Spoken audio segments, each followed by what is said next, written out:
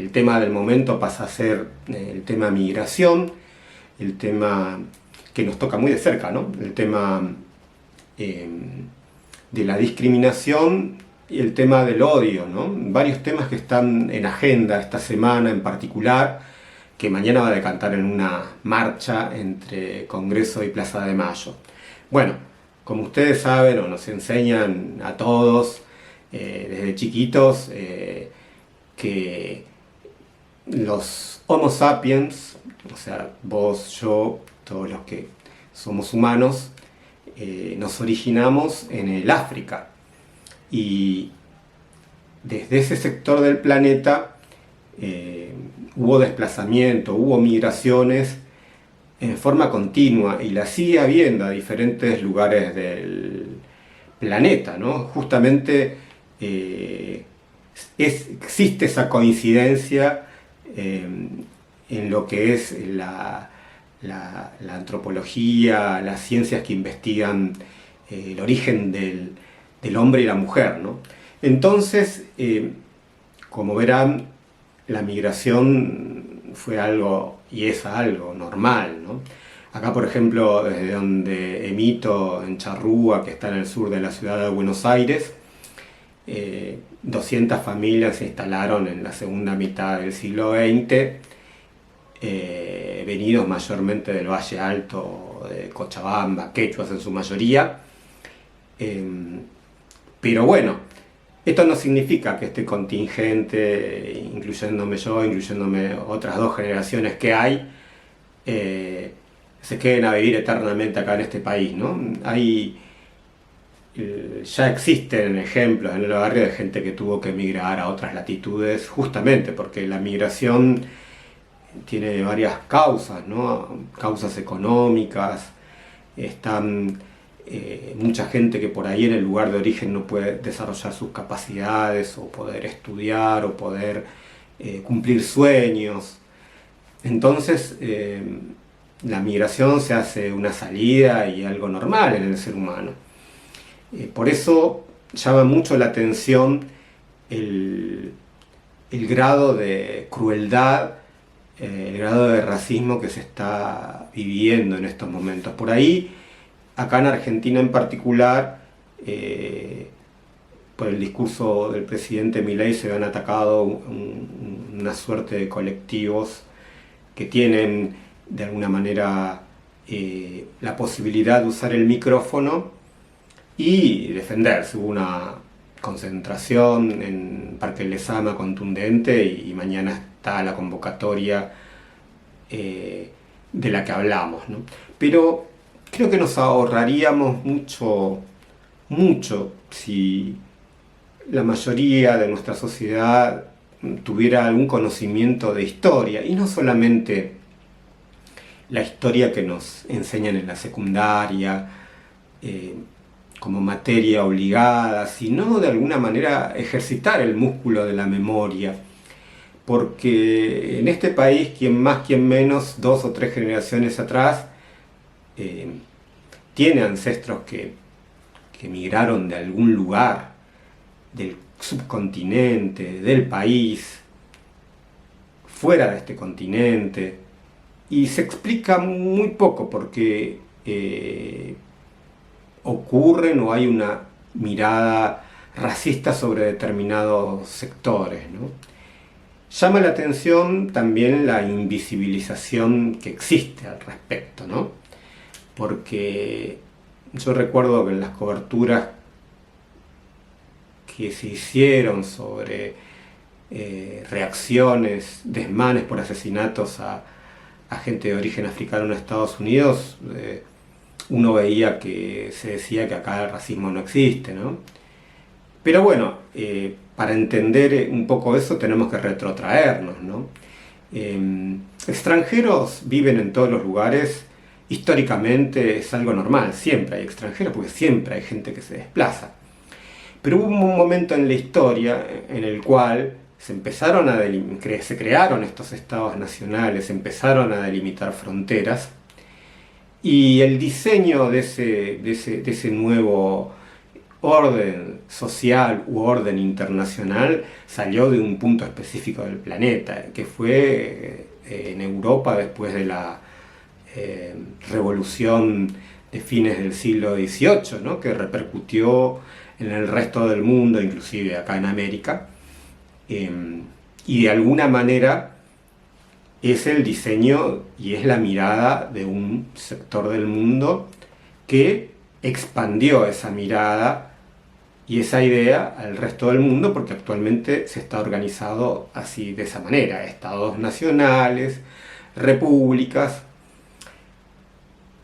pero de alguna manera tiene ciertas características. O sea, esa creación fue creada en Europa, fue un producto histórico de fines del siglo XIX, en plena época de expansionismo europeo a través de los imperialismos, ¿no? No olvidemos y sabemos que en América tenemos una historia muy particular, que por ahí no se dice, pero está bueno cada tanto recordarlo, ¿no? América, tanto como Oceanía, son los únicos continentes que sufrieron un genocidio, una limpieza étnica de los territorios donde habitaban, con más, con menos virulencia según los estados, pero fue en general así, por lo cual los europeos lo que hicieron fue desaparecer a toda esa gente de esos dos continentes y erigirse los nacidos en América de origen europeo como los nuevos dueños o los nuevos legítimos poseedores de esos territorios, confinando a las poblaciones originarias en reservas o en lugares bastante alejados, constituyéndose en minorías, pero no solamente en minoría numérica, porque de alguna manera en países como Guatemala o Bolivia son mayoría, sino en que dentro de la pirámide social ocuparon y ocupan la base y la cúpula de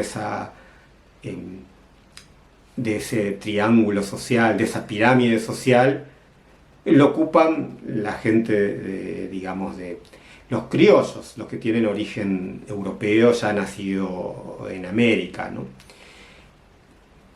De esa manera, esos lugares que quedaron deshabitados fueron habitados por contingentes que llegaron también de Europa y también por diferentes motivos, ¿no? Hasta mediados del siglo XX llegó gente de Europa a América por el tema de las guerras, la Segunda Guerra Mundial, escapando a la hambruna y a esa situación, o escapando también a regímenes que los fueron expulsando. Bueno, acá en América no se conocen indicios de rechazos, de gente expulsada. Es más, durante 3 o 4 siglos los europeos fueron poblando diferentes lugares del planeta, ¿no? En ese expansionismo que contábamos. Por eso existió un Sudáfrica, un Hong Kong, un Melbourne, y también Argentina, Canadá, Estados Unidos, Brasil y México, para nombrar algunos países, recibieron grandes contingentes. Lo que ocurre ahora es que se invirtió la cuestión. Entonces, y no se invirtió así nomás, fue algo medianamente provocado, porque, nada, ustedes saben que la superpotencia influye sobre determinados países. En el caso de América somos su patio trasero y tienen todo el derecho, entre comillas, ¿no? Pero en el resto del mundo provocan lo que acá serían golpes de estados o inestabilidades, por lo cual se generan condiciones sociales que no alcanzan para sobrevivir en muchos lugares del planeta. Entonces, como es natural y como haría cualquiera, va en busca de lugares donde pueda sobrevivir o pueda vivir en paz o pueda no ser perseguido, escapando muchas veces. Y justamente son Europa y Estados Unidos los lugares mayoritarios donde esta gente ahora está intentando sobrevivir. ¿Y con qué se encuentran? Bueno, en Europa se encuentran con lo que podría ser murallas o muros que los obligan a arriesgar sus vidas y tener que ir en pateras a llegar a las playas de algún país del Mediterráneo. Lamentablemente con muy poca memoria los europeos, ¿no? Porque los europeos durante varios siglos fueron a cualquier lugar del mundo y nadie decía nada. Bueno, en Estados Unidos pasa otro tanto, ¿no? Se crearon muros.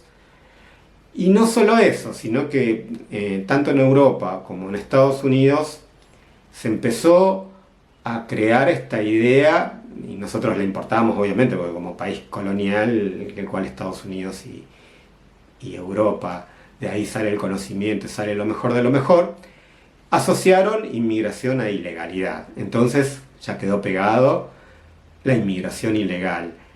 Y tras eso, nada, hay una cuestión racial muy evidente que no se está diciendo, ¿no? ¿Quiénes son los que hoy son víctimas de las redadas en Estados Unidos, que los están cazando como si fueran perros? Y que poco se dice, ¿no? No sé si habrá alguna mención, se puede ser internacionalista o vamos a caer únicamente en lo local, cuando sabemos que lo local muchas veces está influenciado por lo internacional, y ahora más que nunca lo vemos nosotros desde acá, ¿no? Bueno, son los centroamericanos, los mexicanos, que evidentemente, mirá vos las paradojas de la vida, los tratan como latinos, ¿no? Cuando no dicen las cosas por su nombre, evidentemente se quiere ocultar algo, no, son los descendientes de esos pueblos de Mesoamérica en su mayoría, ¿no? Pero más allá del color de piel, son para los norteamericanos, anglosajones o inclusive descendientes de hispanos, porque bueno, la mitad del territorio norteamericano se lo robaron a México, ustedes saben, ¿no? En algunas guerras y eso. Son seres humanos que Trump lo dice ahora abiertamente, pero evidentemente había ya una idea, los consideran inferiores, criminales, que vienen a robarles y que de alguna manera en su acto de emigrar están haciendo algo fuera de la ley. Esta carátula que ya, digamos, está de alguna manera en la cabecita de la gente, Trump lo que hizo fue activarla, como muchas veces uno lo ve acá, ¿no? De pronto uno puede llegar a pensar que cada tanto se activa el enano fascista, como se le dice en Argentina, y que alguna gente comienza a tener aptitudes racistas o clasistas, ¿no? Porque convengamos, ¿no? En esta pirámide social de la que hablábamos hay un tema racial muy evidente, porque los blancos están arriba y los indios o los más morenos están en la base, con lo cual implica posibilidades, implica acceso a la educación y a muchas otras cuestiones que evidentemente la revolución francesa, que hablaba de igualdad y fraternidad, iba en los papeles, porque cualquiera que lee una constitución de todos estos países hablan que todos somos iguales ante la ley y tenemos igualdad de oportunidades y tenemos derecho a la vivienda y tenemos... No, eso vas a la calle y no existe. Bien, se sabe quiénes tienen más poder, tienen determinado color de piel los que están en las prisiones. ¿Y es casualidad o evidentemente son criminales? ¿O hay toda una arquitectura para que se dé de esa manera? Bueno, justamente acá en Argentina se crea el estereotipo de que la mayoría es blanca, ¿no? O es clase media. Entonces la gente se autopercibe desde ese lugar.